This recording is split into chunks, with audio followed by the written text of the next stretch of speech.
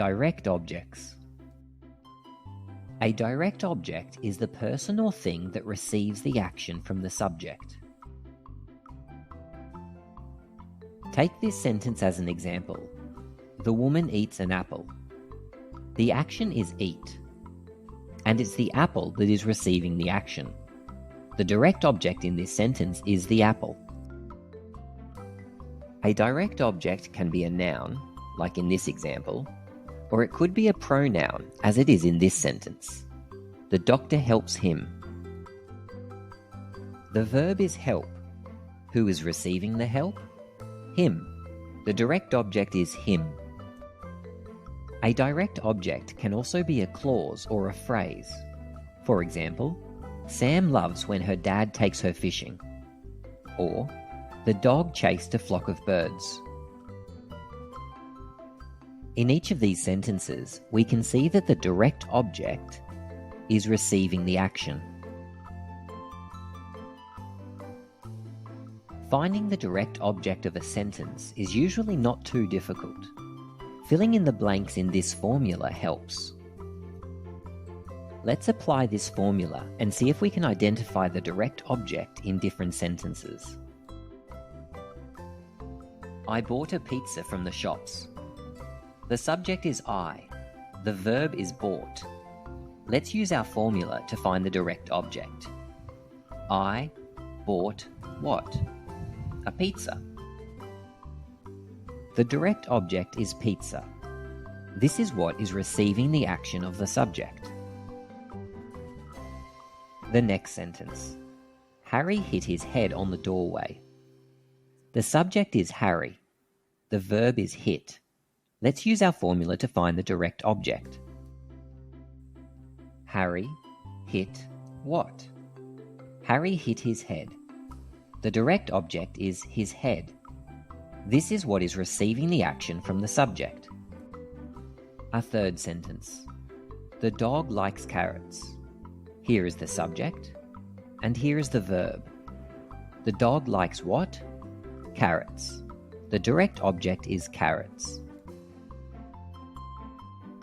It's important to know that not all sentences will have a direct object. Linking verbs don't have direct objects. Take this sentence as an example. The students were excited. The students is the subject. Were is the verb. But this is a linking verb, so it's not performing any action. Excited is not a direct object. It's called the subject complement. Some action verbs also have no direct objects that receive the action. These action verbs are called intransitive verbs. Here are two examples. The boy cried. The branch fell. In these two examples, the verbs cried and fell are intransitive because they do not have or require an object to act upon. Now it's your turn to put what you've learned into practice.